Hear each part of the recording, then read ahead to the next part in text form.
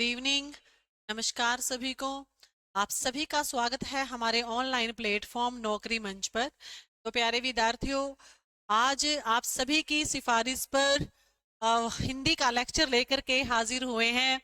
तो Hindi all competitive exam, कोई भी एग्जाम हो भारत में कहीं पर भी, चाहे वो यूपी का कोई एग्जाम हो या फिर बिहार में हो कोई एग्जाम, ऑल कम्पिटिटिव राजस्थान में कहीं पर भी किसी भी प्रकार का कोई भी एग्जाम हो, तो उसमें हिंदी के काफी सारे क्वेश्चन पूछे जाते हैं। हिंदी इंपॉर्टेंट है, हिंदी व्याकरण, तो उसकी चर्चा करेंगे आज हम यहाँ पर। और टॉपिक का नाम है हमारा वर्ण विचार। तो वर्ण विचार से हम डिस्कस करते हैं। तो वर्ण किसे कहते हैं? तो प्यारे विद्यार्थियों, वर्ण की जो परिभाषा है हम यहाँ लेकर के चलते हैं कि भाषा की वह छोटी से छोटी इकाई जिसके अनेक खंड ना हो सकें, जिसके टुकड़े नहीं हो सकते, उस ध्वनि को, उस इकाई को, उस ध्वनि को हम वर्ण कहते हैं। तो जो वर्ण होता है, वर्ण जो है मतलब वो व्यवस्थित होना चाहिए। वर्णों का क्रम भी व्यवस्थित होना जरूरी है। तो देखिए, तो भाषा की सबसे छोटी इकाई जो है वो ध्वनि है, और इसी ध्वनि को ही हम वर्ण कहते हैं। तो इसके अलावा वर्णमाला, तो वर्णों के व्यवस्थित समूह को हम वर्णमाला कहते हैं। देखिए, हमारे मुंह से ध्वनियां तो काफी निकलती हैं, अनेक प्रकार की ध्वनियां निकलती हैं हमारे मुंह से, लेकिन प्रत्येक ध्वनि को हम वर्ण नहीं कह सकते हैं। तो ऐसी ध्वनि जो एक मीनिंगफुल ध्वनि हो, तो एक इकाई के रूप में जिसको लिखा जा सके, तो उसको हम कहते हैं यहाँ पर वर्ण। तो वर्णों के व्यवस्थित समूह को हम वर्णमाला कहते हैं, वर्णमाला कहते हैं। तो भाषा की इन ध्वनियों को उच्चारण की दृष्टि से दो भागों में विभाजित किया जाता है। तो सबसे पहला क्वेश्चन पूछा जाता है कि उच्चारण की दृष्टि से जो वर्ण है वो कितने प्रकार के होते हैं? तो उच्चारण की दृष्टि से प्यारे विद्यार्थियों, वर्ण के दो प्रकार होते हैं।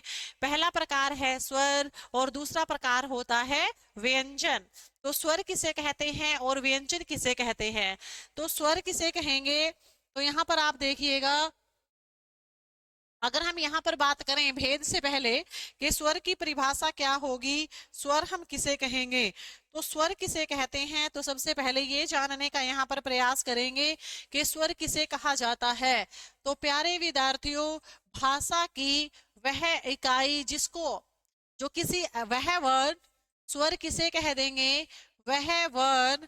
जो वह वर्ण जो किसी अन्य वर्ण की सहायता के बिना, ऐसा वर्ण जो किसी अन्य वर्ण की सहायता के बिना बोले जाएं, सहायता के बिना, सहायता के बिना बोले जाए, तो उसको हम, बिना बोले जाएं तो उसको हम कहेंगे यहाँ पर स्वर।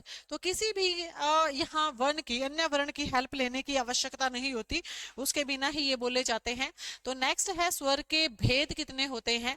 तो प्यारे विद्यार्थियों, एंड मतलब जो हमारे स्वर हैं, स्वर मुख्यतः दो प्रकार के होते हैं। एक होते हैं मूल स्वर और एक होते हैं संयुक्त स्वर। तो मूल स्वर किसे कहते हैं? ऐसे स्वर जो सिंगल ही होते हैं, बिना किसी अन्य स्वर की सहायता के बने, यानी कि दूसरे किसी स्वर से वो मिलकर के नहीं बनते हैं, अकेले ही होते हैं अपने मूल रूप से, इसीलिए इसको कहा जाता है मूल स्वर। और इनकी संख्या 8 होती है।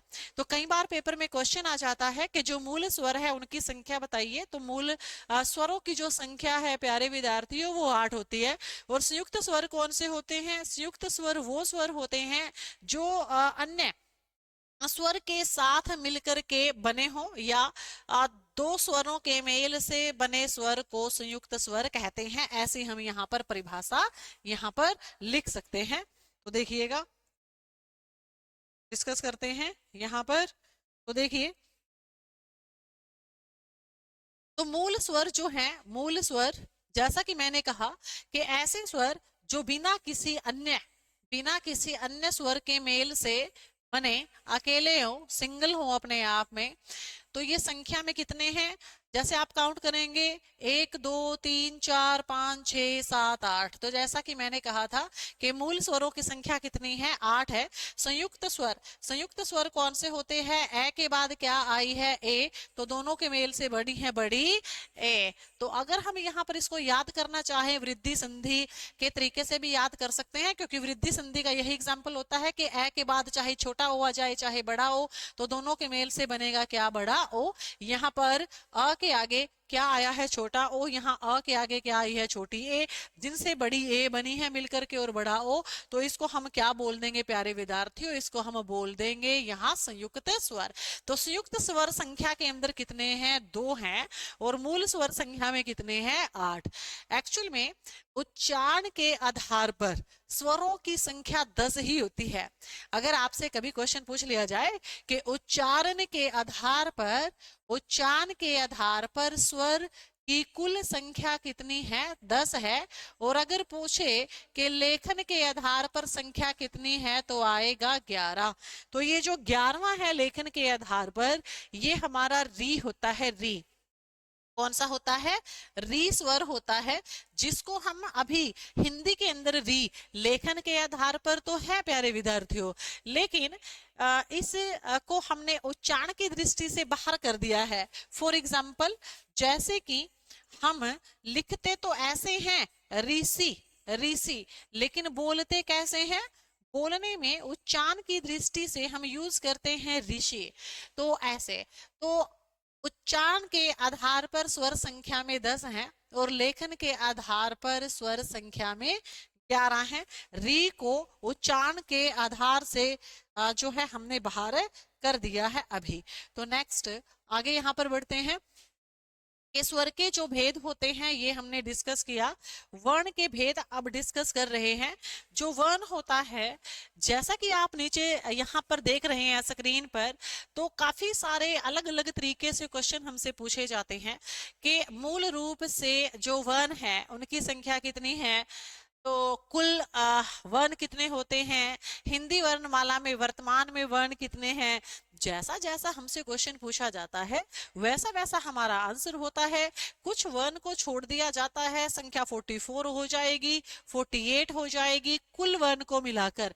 इनमें से भी फिर अलग अलग क्वेश्चन बनते हैं कि संयुक्त व्यंजन कितने हैं, उसम व्यंजन कितने हैं, अंतस्थ व्यंजन कितने हैं, स्पर्शी व्यंजन कितने हैं, तो सारा देखेंगे। तो वर्णों के जो भेद होते हैं, 144 भी हो सकते हैं, 48 भी हो सकते हैं, 42 भी हो सकते हैं और 44 भी हो सकते हैं, और वर्तमान समय के अंदर 52 प्लस 1 है, तो वो कौन सा है, तो इसमें डिस्कस करेंगे हम सारा। तो देखिएगा प्यारे विद्यार्थियों, नेक्स्ट, तो आगे की तरफ हम यहाँ पर बढ़ रहे हैं, तो देखिएगा। तो नेक्स्ट हम यहाँ पर आ जाते हैं, तो आपके सामने है ऑन स्क्रीन, यानी कि हिंदी वर्णमाला। हिंदी वर्णमाला में कुल जो वर्ण है वो कितने हैं, 52 हैं। ध्यान देते चले जाइएगा कि हिंदी यहाँ पर जो वर्णमाला है आपकी, तो हिंदी वर्णमाला में प्यारे विद्यार्थियों, हिंदी वर्णमाला में कुल वर्ण कितने हैं, 52 हैं। ये जो 52 वर्ण हैं इसको हम कैसे कंप्लीट करेंगे, ध्यान देंगे। 11 क्या है, स्वर है।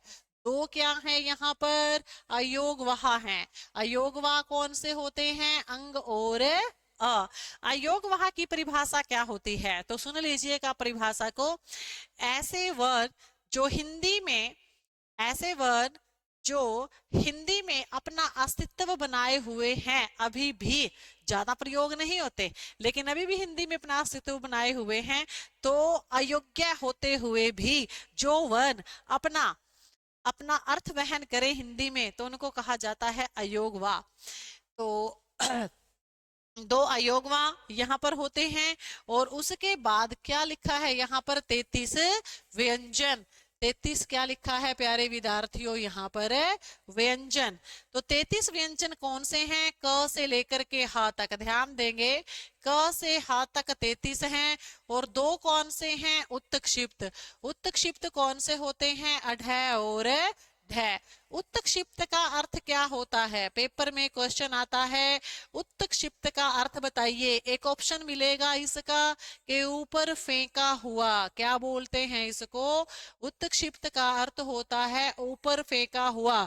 और प्यारे विद्यार्थियों, इसको हम अशुभ अक्षर भी कहते हैं। क्या भी कहते हैं? अशुभ अक्षर भी इसको हम कहते हैं। जैसे ये जो इनके नीचे चिन्ह लगा हुआ है, इसको बोला जाता है प्यारे विद्यार्थियों ताड़न जात चिन्ह। क्या बोला जाता है? ताड़न जात चिन्ह इसको कहा जाता है। ताड़न जात चिन्ह इसको कहते हैं, ताड़न जात चिन्ह। और इनका जो अन्य नाम है, काफी सारे नाम हैं इनके, इनका अन्य नाम आता है द्विगुण व्यंजन। द्विगुण व्यंजन तो ताड़न जात चिन्ह कहते हैं इनको। पूरी की पूरी हिंदी में कोई भी ऐसा शब्द नहीं है जहां पर इन दो वर्णों के साथ या इन दो व्यंजनों से किसी एक शब्द की शुरुआत हो। या तो ये किसी के शब्द के अंत में आते हैं या फिर किसी भी शब्द के बीच में आते हैं। जैसे पढ़ना बीच में ही आएगा, जैसे ढक्कन। तो ये जो नीचे चिन्ह लगा हुआ है ताड़न जात चिन्ह, ये इसमें नहीं लगा हुआ होगा। उत्क्षिप्त का अर्थ होता है ऊपर फेंका हुआ। उत्क्षिप्त व्यंजन इसको कहते हैं। तो अगर यहाँ पर हम काउंट करें कि दो हमारे उत्क्षिप्त व्यंजन हैं और इसके बाद आ गए चार संयुक्त व्यंजन क्षय, त्रय, ज्ञ और आश्रय। तो यहाँ पर संख्या यहाँ पर टोटल कितनी हो जाती है? हिंदी वर्णमाला में टोटल अगर आप यहाँ पर काउंट करें कि कितने हुए, 11, ठीक है, और 2 ये 33, 44, 46, 47, 48 और 48 के बाद ये, तो टोटल कितने व्यंजन हो गए? 52।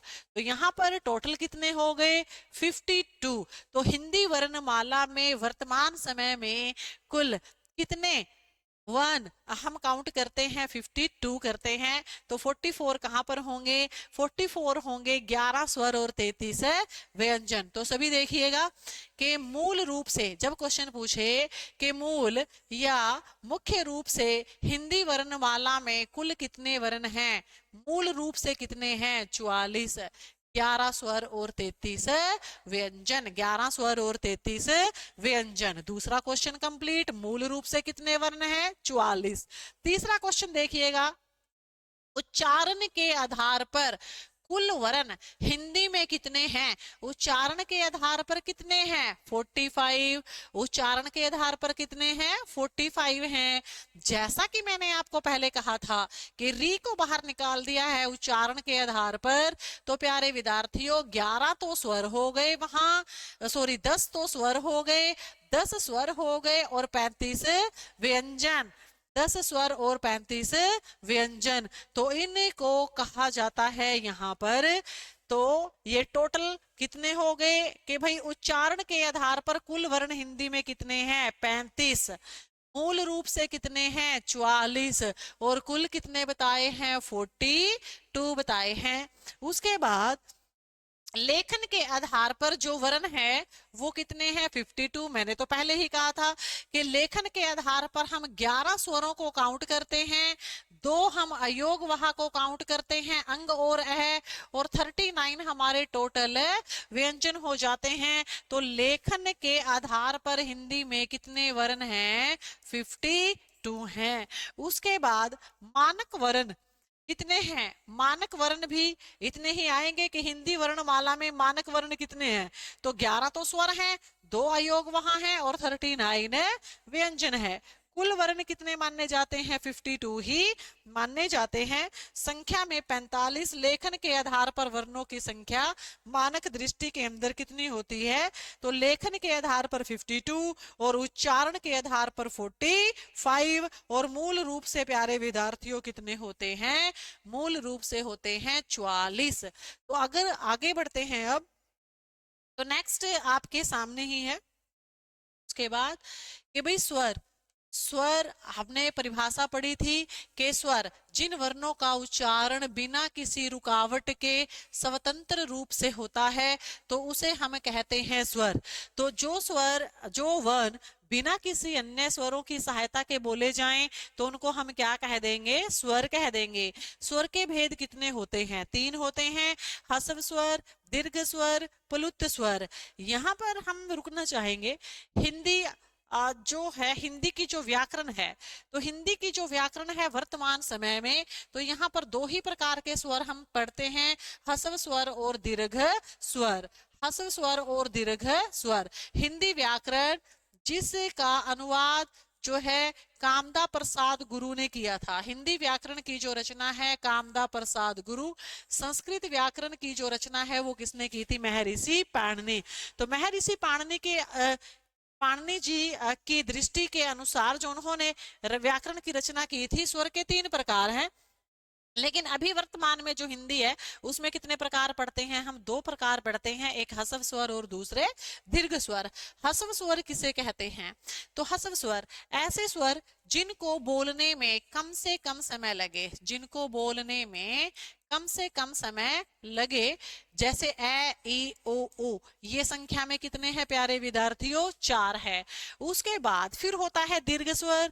दीर्घ स्वर की परिभाषा क्या होगी कि ऐसे स्वर जिनको बोलने में ह्रस्व से दुगुना समय लगे, ह्रस्व से दुगुना समय लगे, तो उसको हम कहते हैं दीर्घ स्वर। ये संख्या में कितने होते हैं, 7। टोटल स्वर कितने हैं हमारे लेखन की दृष्टि से, 11।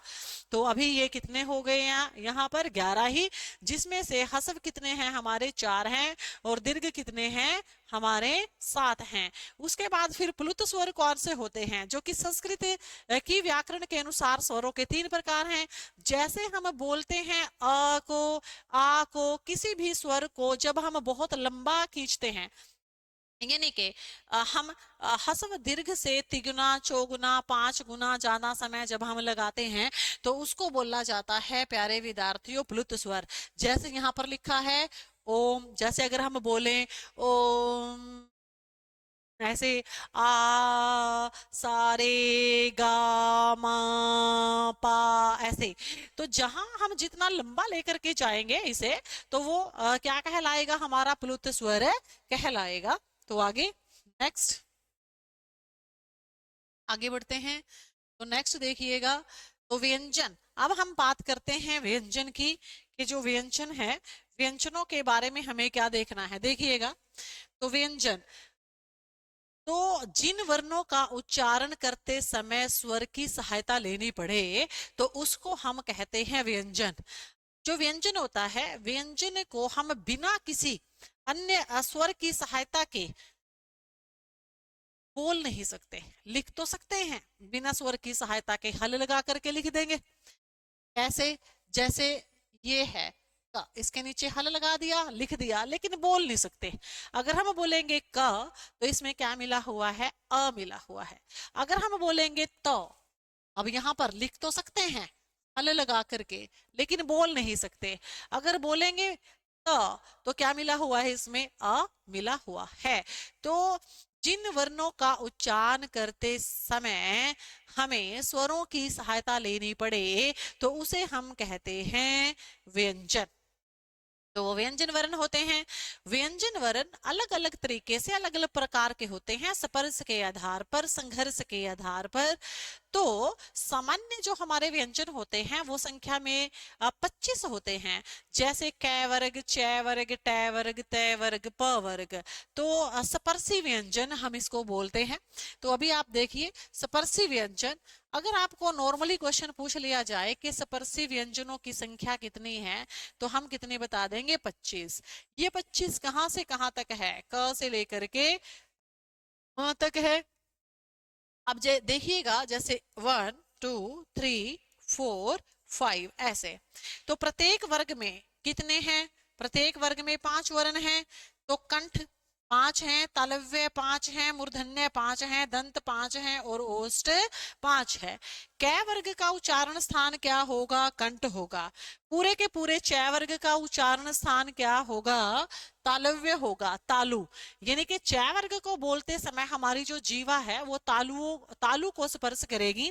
और ट वर्ग जो है वो कहाँ से बोला जाता है, मूर्धन्य से बोला जाता है, तालु से थोड़ा सा नीचे का भाग। उसके बाद है त वर्ग, पूरे का पूरा जो तय वर्ग है वो बोला जाता है दंत से। तो अगर हम तय वर्ग को बोलेंगे ना कि त, थ, द, ध ना, तो हमारी जो जीवा है वो दांतों के नीचे स्पर्श करेगी, बिना स्पर्श किए हुए नहीं बोल सकते। प वर्ग के अंदर भी क्या होगा, तो हमारे जो दोनों होठ हैं वो आपस में एक दूसरे का स्पर्श करेंगे, तभी हम बोल पाएंगे प, फ, ब, भ, म। तो ऐसे, तो ये इनका उच्चारण स्थान है, तो कित कौन से हैं ये, स्पर्शी व्यंजन रहेंगे ये हमारे। नेक्स्ट, तो आगे की तरफ हम यहाँ पर बढ़ते हैं। तो नेक्स्ट देखिएगा, हिंदी में मूल व्यंजन वर्णों की संख्या कितनी है, तो 33 होती है। और कुल व्यंजन वर्णों की संख्या 37 भी हो सकती है और 39 भी हो सकती है। तो पहले हम यहीं पर डिस्कस करते हैं कि यहाँ कौन कौन सा पूछा गया है। तो हिंदी में मूल व्यंजनों की जो संख्या है वो कौन सी मानते हैं हम, 33 ये संख्या मानी जाती है। तो ये जो 33 संख्या है, तो इनमें हमने अभी तो पढ़ा था क से लेकर के म तक 25 को हमने पढ़ा। उसके बाद फिर 4 हमारे अंतस्थ होते हैं, य, र, ल और व। तो कितने हो गए, यहाँ पर 29 हमारे हो गए। 29, अब इसमें 4 और ऐड होंगे, तो वो कौन से होंगे, उसम व्यंजन होंगे। 4 उसम व्यंजन वो कौन से हैं, वो है प्यारे विद्यार्थियों हमारे श, श, श और हा। तो कितने हो गए हैं ये, यहाँ पर हमारे 33 हो जाते हैं, 33। तो मूल व्यंजनों की जो संख्या है वो कितनी है, यहाँ पर 33 है। मूल व्यंजनों की संख्या कितनी हो जाती है प्यारे विद्यार्थियों, 33 हो जाती है। उसके बाद फिर जो संख्या आती है हमारी यहाँ पर, तो 33 हो गई। 33 के बाद फिर संख्या होती है, यहाँ पर 37 लिखा हुआ है कि 37 संख्या कहाँ पर होगी, तो फिर इसमें 4 और हम जोड़ देंगे तो 37 हो जाएगी। तो ये 4 कौन से होंगे, ये होंगे प्यारे विद्यार्थियों संयुक्त व्यंजन। संयुक्त, जैसे अक्षय, त्रय, ज्ञ, है ना, और अक्षय, श्रय, तो ये सारे, तो ये 4 संयुक्त व्यंजन यहाँ पर जब हम जोड़ देंगे, संयुक्त व्यंजनों को जब हम जोड़ देंगे, तो यहाँ पर संख्या हो जाएगी 37। उसके बाद फिर आ गया हमारा 39 कि 39 कैसे होगी। अब 39 कैसे होगी जी, तो यहाँ पर तो कितनी हो रही है जी, हमारी 37 हो रही है कुल व्यंजनों की संख्या। तो इसमें 2 और जोड़ेंगे, जिससे हमारी संख्या बन जाएगी 39। तो ये 2 कौन से हैं, जिनका अब हम अभी हमने जिक्र किया था पीछे, कौन कौन से थे, अढ़ और अढ़ यानी कि उत्क्षिपत व्यंजन। तो इनको जोड़ करके हमारी संख्या हो जाएगी 39। तो जब हमें पूछे कि मूल व्यंजनों की संख्या कितनी है, तो हम कितने बता देंगे जी, 33 है। और कुल व्यंजन वर्णों की संख्या कितनी है जी, 37 है। और उसके बाद हमारे वर्तमान समय के अंदर मानक रूप से हिंदी मानक में कुल व्यंजनों की संख्या कितनी है, तो कितनी है, 39 है। उसके अलावा तो नेक्स्ट आगे की तरफ हम बढ़ते हैं। नेक्स्ट देखिएगा कि उच्चारण के आधार पर व्यंजन के कितने भेद होते हैं, 8 भेद होते हैं। उच्चारण क्या है, तो उच्चारण हमारा कि जब भी हम बोलते हैं किसी भी व्यंजन को, तो जब भी हम बोलेंगे तो हमारे जीवा जो है स्पर्श करेगी किसी ना किसी का। तो जब भी हम बोलेंगे तो व्यंजन अलग अलग तरीके से उच्चारित होंगे, जो होंगे हमारे स्पर्शी व्यंजन, संघर्षी व्यंजन, नासिक्य। और क्वेश्चन भी इसी तरीके से रहता है कि प्रकंपित व्यंजन कौन सा है, उत्क्षिप्त कौन सा है, और संघर्षहीन व्यंजन कौन सा है। तो सबसे पहले बात करते हैं स्पर्शी व्यंजन की, जिसकी बात अभी हम डिस्कस कर चुके हैं। अभी हमने बताया था कि क से लेकर के म तक स्पर्शी व्यंजन होते हैं, जो कि किसी न किसी उच्चारण स्थान का आसानी से स्पर्श करते हैं, बिना स्पर्श किए हुए बोल ही नहीं सकते। तो जैसे स्पर्शी व्यंजन, तो स्पर्शी व्यंजन के ऐसे व्यंजन जिनको बोलते समय, ऐसे व्यंजन जिनको बोलते समय हमारी जीवा किसी ना किसी उच्चारण स्थान का यहाँ पर स्पर्श करती है। तो सबसे पहले है स्पर्शी व्यंजन। तो स्पर्शी कौन से हैं, क से लेकर के म तक है, इनकी संख्या 25 होती है। इनकी संख्या कितनी होती है, 25 इनकी संख्या होती है।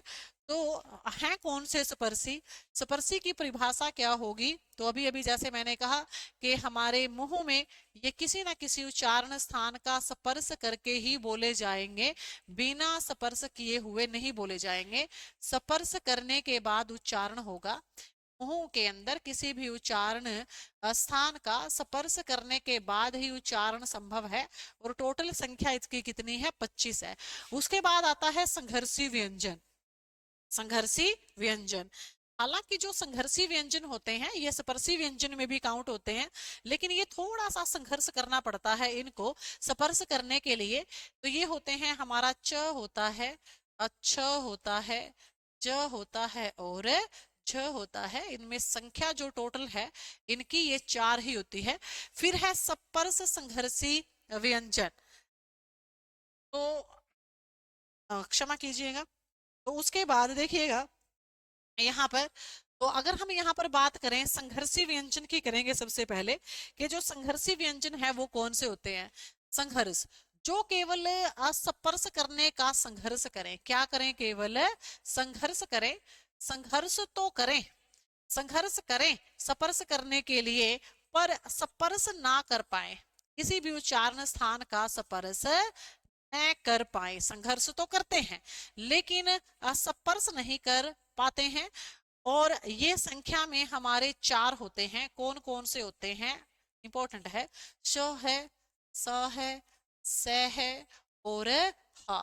तो ये है जिसको हम उसम व्यंजन भी कहते हैं। उसके बाद फिर आ जाते हैं स्पर्श संघर्षी व्यंजन। तो ये क्या करते हैं? ये हमारा जो है स्पर्श करने के लिए संघर्ष करते हैं और बाद में अपने संघर्ष में सफल हो जाते हैं, सफल हो जाते हैं। इसीलिए इसको बोला जाता है, इसीलिए इसे हम बोलते हैं स्पर्श संघर्षी। तो ये कौन से हैं हमारे? च है, छ है, ज है और झ है। संख्या में ये भी कितने होते हैं? 4 ही होते हैं। उसके बाद फिर आता है पार्श्विक व्यंजन। नेक्स्ट आता है हमारा पार्श्विक व्यंजन। अब जो पार्श्विक व्यंजन होता है ये क्या है? पार्श्विक व्यंजन, तो जो पार्श्विक है, पार्श्व का मीनिंग समझिए सबसे पहले के पार्श्व होता क्या है। तो देखिएगा पार्श्व, पार्श्व का अर्थ होता है बगल से, बराबर से। तो बराबर से, तो जब भी हम इस को बोलते हैं पार्श्विक व्यंजन को, तो जब भी हम पार्श्विक व्यंजन को बोलेंगे तो हमारी जो जीवा है वो बेलन के आकार में मुड़ जाएगी और हमारे मुंह में वायु का रास्ता अवरुद्ध हो जाएगा, रुक जाएगा और वायु तो बाहर निकलेगी तभी वर्ण बोलेंगे। लेकिन जीव बेलन के आकार में मुड़ गई और मुंह का रास्ता जो है वो बंद हो गया, तो जो वायु है ना वो हमारे मुंह के दोनों ओर से बराबर मात्रा में निकलेगी और जीवा एक पार्श्व सा बना लेगी ऐसे। तो उसको हम बोलेंगे पार्श्विक व्यंजन और ये होता है हमारा ल। क्या होता है? ल। तो इसकी जो डेफिनेशन रहेगी, डेफिनेशन इसकी क्या रहेगी? डेफिनेशन पार्श्विक व्यंजन की डेफिनेशन जो है वो रहेगी, यहाँ यहाँ लिखते हैं पार्श्विक व्यंजन की, नासिक के बाद में पढ़ेंगे। पार्श्विक व्यंजन की डेफिनेशन क्या रहेगी कि हमारे मुंह में जो जीभ है, जीभ जो है हमारे मुंह के अंदर एक पार्श्व बना ले, जीभ जो है वो हमारी पार्श्व बना ले और वायु मुंह के दोनों ओर से बराबर मात्रा में निकले, ओके, दोनों ओर से बराबर मात्रा के अंदर बाहर निकल जाए तो उसको बोलते हैं हम पार्श्विक व्यंजन। तो उसके बाद फिर बात करते हैं हम नासिक्य व्यंजन की। जो नासिक्य व्यंजन है तो प्रत्येक वर्ग का जो अंतिम वर्ण है, प्रत्येक वर्ग का अंतिम, जैसे क का ड होगा, उसके बाद च आता है, उसके बाद ट आता है, ट का ण व्यंजन, उसके बाद त का पांचवा न आ गया और उसके बाद प का पांचवा आ जाता है म। यानी कि प्रत्येक वर्ग का जो पांचवा, प्रत्येक वर्ग का जो पांचवा व्यंजन होता है वो नासिक्य व्यंजन होता है, क्योंकि उसको बोलते समय वायु हमारे नाक से निकलती है। जैसे म, न, म का अनुस्वार बन जाता है ण, न, तो ये सब तो हमारे नाक से निकलती है वायु। उसके बाद है प्रकंपित व्यंजन। तो जो प्रकंपित व्यंजन होता है वो हम किसे कहेंगे? प्रकंपित व्यंजन। अगर मैं यहाँ पर केवल बताऊं कि प्रकंपित व्यंजन है क्या, तो प्रकंपित व्यंजन र होता है, र। तो इसकी डेफिनेशन क्या रहेगी जी? प्रकंपित व्यंजन हम किसे कहेंगे? तो ऐसा व्यंजन जिसको बोलते समय जो जीवा है एकदम मूर्धा को छू करके झटका मार करके नीचे गिर जाती है, तो पूरे के पूरे मुंह में एक कंपन सा होता है, एक झटका लगता है, तो उसको बोला जाता है प्रकंपित व्यंजन, और वो कौन सा होता है? हमारा र है। उसके बाद है उत्क्षिप्त व्यंजन। अभी कुछ समय पहले हमने डिस्कस किया था कि द्विगुण व्यंजन होते हैं, अशुभ अक्षर होते हैं, उनके नीचे जो चिन्ह लगा हुआ होता है उसको ताड़न जात चिन्ह कहते हैं, और उत्क्षिप्त का अर्थ होता है ऊपर फेंका गया। ये संख्या में दो होते हैं, ढ और ढ। तो उत्क्षिप्त व्यंजन, तो उत्क्षिप्त व्यंजन की अगर हम यहाँ पर बात करें, उत्क्षिप्त व्यंजन, तो ये क्या होता है जी? उत्क्षिप्त व्यंजन होता है कि भाई ऊपर फेंका गया। इसका अर्थ क्या होगा? ऊपर फेंका हुआ उत्क्षिप्त व्यंजन। और ये कितने होते हैं? संख्या में दो होते हैं, जिसको द्विगुण व्यंजन कहते हैं, अढ़ और अढ़ा। ये द्विगुण भी हैं और ताड़न जात भी हैं। उसके बाद है संघर्षहीन व्यंजन। उसके बाद कौन से आएंगे? संघर्षहीन व्यंजन आ जाएंगे, जो किसी भी प्रकार का कोई भी संघर्ष नहीं करते हैं। तो ये कौन कौन से आ जाएंगे भाई? ये आ जाएंगे हमारे य, र, ल और व। ये किसी भी प्रकार का संघर्ष नहीं करते हैं। तो नेक्स्ट आगे देखेंगे हम।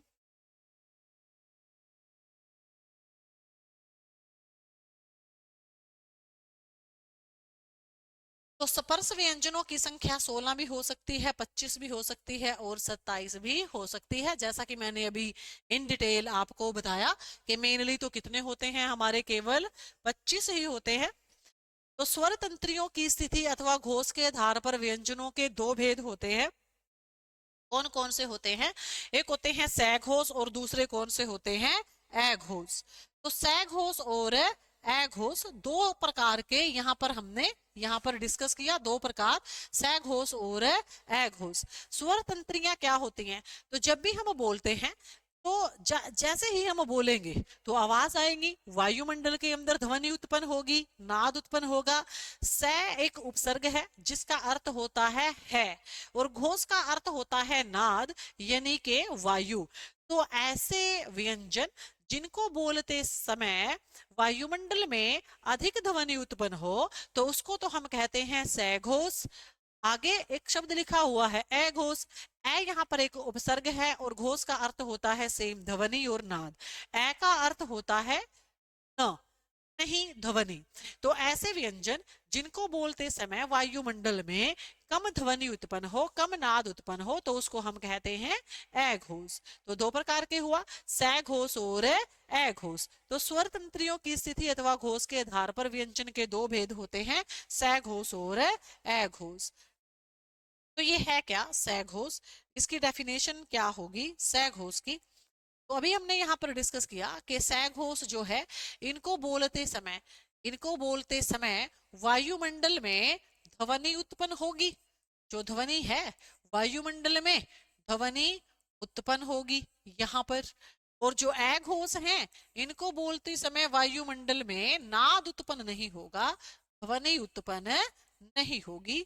तो इसको हम कह देंगे ध्वनि उत्पन्न नहीं होगी, इसको हम कह देंगे अघोष। तो जानेंगे कि कितने सैघोष होते हैं और कितने संख्या में अघोष होते हैं। तो नेक्स्ट आगे देखिएगा। तो इसके अलावा नीचे यहाँ पर एक और लिखा हुआ है कि प्राण वायु के आधार पर व्यंजन के दो भेद होते हैं। तो जब भी हम बोलते हैं तो हमारी प्राण वायु लगती है, ऊर्जा लगती है। तो जब भी हम बोलेंगे तो बोलने में ऐसे व्यंजन जिनको बोलने में हमारी ज्यादा ऊर्जा खर्च हो, तो उसको तो हम कह देंगे महाप्राण, प्राण यानी कि ऊर्जा। और ऐसे व्यंजन जिनको बोलते समय हमारी कम ऊर्जा खर्च हो, तो उसको हम कह देंगे अल्प प्राण, अल्प यानी कि थोड़ा, और प्राण मतलब ऊर्जा। तो अल्प प्राण कौन से होते हैं और महाप्राण कौन से होते हैं? तो फॉर एग्जाम्पल अगर हम बात करें, वैसे आगे हम लेकर के चलेंगे यहाँ पर आपको। तो अल्प प्राण हर एक वर्ग का पहला, हर एक वर्ग का तीसरा, हर एक वर्ग का पांचवा अल्प प्राण होते हैं। तो एक वर्ग में 5 व्यंजन होते हैं, तो 2 बच गए, दूसरा और चौथा। तो हर एक वर्ग का दूसरा और चौथा क्या कहलाएंगे फिर? महाप्राण। तो इस आधार पर हम अल्प प्राण व्यंजनों की संख्या और महाप्राण व्यंजनों की संख्या को काउंट भी कर सकते हैं। और यहां से रिलेटेड काफी क्वेश्चन आते हैं कि अल्प प्राण जो हैं उनकी संख्या कितनी है। जैसे कि ये लिखा कि भाई प्राणवायु के आधार पर व्यंजन के कितने भेद हैं? 2, एक है अल्प प्राण और दूसरा कौन सा है भाई? महाप्राण। तो अघोष व्यंजनों की संख्या कितनी होती है? 13 होती है। अघोष व्यंजनों की संख्या 13, सघोष व्यंजनों की संख्या 31। मैंने अभी बताया कि कैसे काउंट कर सकते हैं, पहला, दूसरा, चौथा। और व्यंजनों के वर्गीकरण कितने आधार पर होते हैं? व्यंजनों के वर्गीकरण के 5 प्रमुख आधार हैं। और महाप्राण व्यंजनों की संख्या कितनी होती है? 14 होती है संख्या। मैंने अभी बताया था कि तरीका क्या है काउंट करने का। अल्प प्राण व्यंजनों की संख्या कितनी है? 30 है। और हिंदी वर्णमाला के समस्त स्वर जो होते हैं वो अल्प प्राण होते हैं। हिंदी वर्णमाला में सारे के सारे जो स्वर हैं वो अल्प प्राण भी होते हैं और सघोष भी होते हैं। स्वर एक ऐसे वर्ण है हमारे जो सघोष भी हैं और अल्प प्राण भी हैं। संख्या मैंने बताई कि कैसे काउंट होगी, कौन कौन से होते हैं, आगे लेकर के चलते हैं आपको, देखिएगा। तो देखो यहाँ पर सामने सब कुछ आपके सामने है स्क्रीन पर। तो उच्चारण प्रयत्न के आधार पर, जैसा कि हमने कहा कि स्वर यंत्रियों में श्वास कंपन के आधार पर जो वर्ण है उसके 2 भेद होते हैं। एक होता है अघोष और एक होता है सघोष। अघोष यानी कि जिनको बोलते समय वायुमंडल में ध्वनि उत्पन्न न हो तो उसको हम कहते हैं अघोष।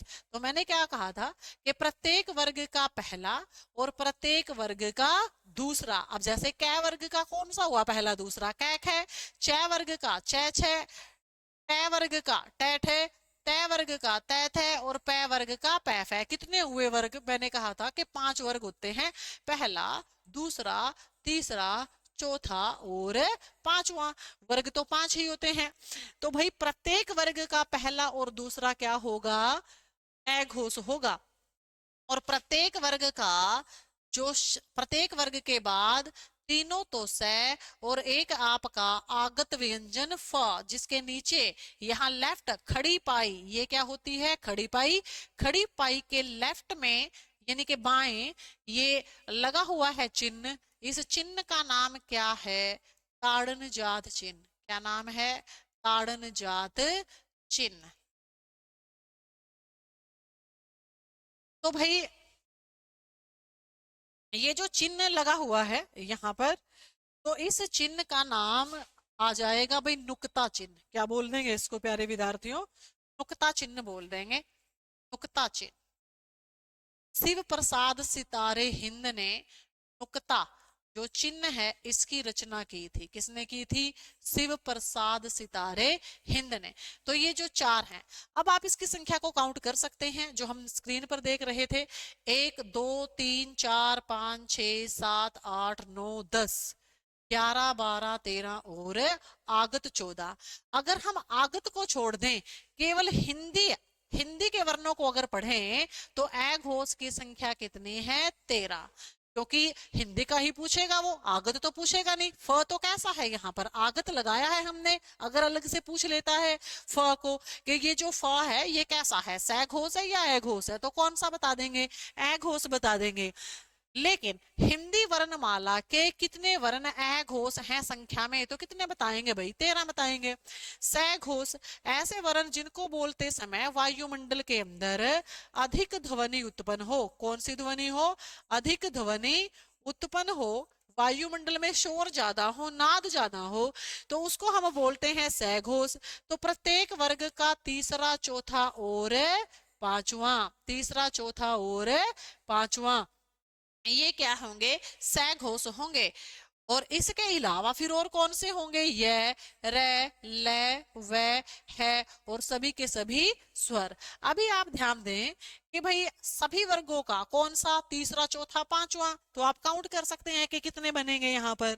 उसके बाद क्या है, आपका श्वास या प्राण की मात्रा के आधार पर, कि प्राण वायु के आधार पर, हमारी ऊर्जा लगने के आधार पर वर्णों के कितने प्रकार हैं, व्यंजनों के कितने प्रकार हैं, तो दो हैं। जैसा मैंने बताया था कि हमें हमारी बोलते समय एनर्जी लगती है, ऊर्जा खर्च होती है, ऐसे वर्ण जिनको बोलते समय हमारी कम ऊर्जा खर्च हो, अल्प प्राण, और ऐसे जिनको को बोलते समय ऊर्जा ज्यादा खर्च हो तो वो कहलाएंगे महाप्राण।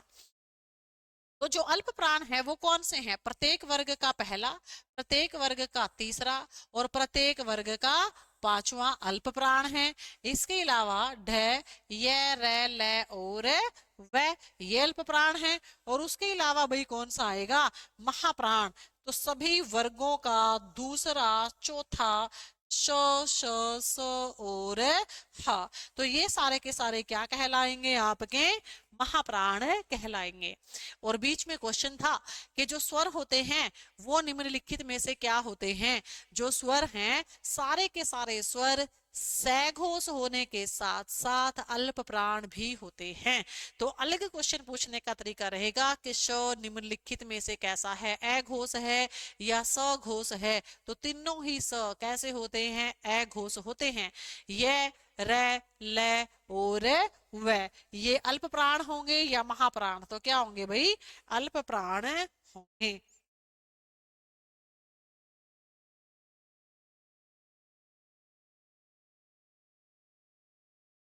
उसके बाद नेक्स्ट यहाँ पर लास्ट हम ले चलते हैं आपको कि अंतस्थ व्यंजन कौन कौन से हैं।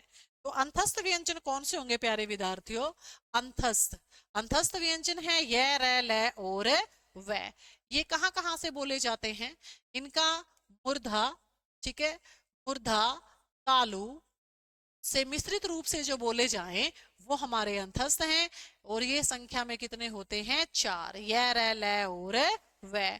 उसम व्यंजन, ऐसे व्यंजन जो बोलते समय, उसम व्यंजन की डेफिनेशन क्या होगी, उसम व्यंजन किसे कहेंगे, कि ऐसे व्यंजन जिनको बोलते समय हमारे मुंह से गर्म वायु निकले, हमारे मुंह से गर्म वायु निकले, तो उसको कहा जाता है उसम व्यंजन। और ये संख्या में कितने हैं, चार हैं। तो अभी अभी हमने डिस्कस किया था कि इनको बोलते समय हमारे मुंह से गर्म वायु क्यों निकलती है।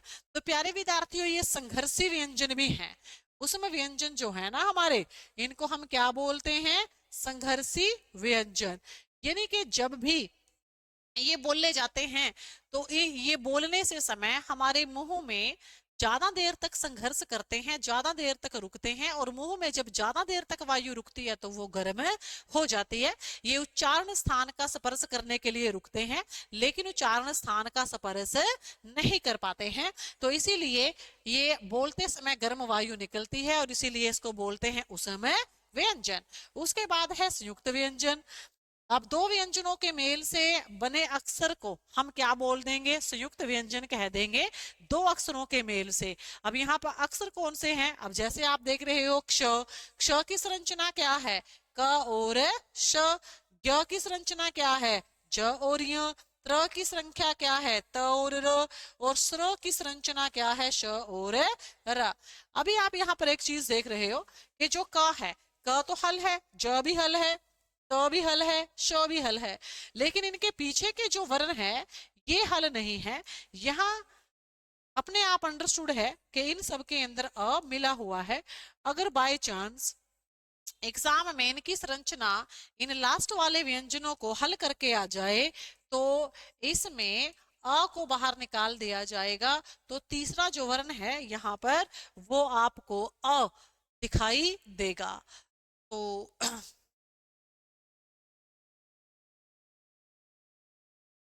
तो प्यारे विद्यार्थियों ये थे हमारे यहाँ पर व्यंजन। तो वर्ण का टॉपिक था, वर्ण दो प्रकार के हमने डिस्कस किए, स्वर और व्यंजन, बहुत ही इंपॉर्टेंट टॉपिक था ऑल कॉम्पिटिटिव एग्जाम के लिए। हिंदी जिस जिस भी एग्जाम में आती है, केवीएस, एनवीएस, सब एग्जाम में। तो आगे फिर हिंदी के एक अच्छे टॉपिक के साथ आपके समक्ष होंगे। तब तक के लिए धन्यवाद। पढ़ते रहिए। जय हिंद सभी को।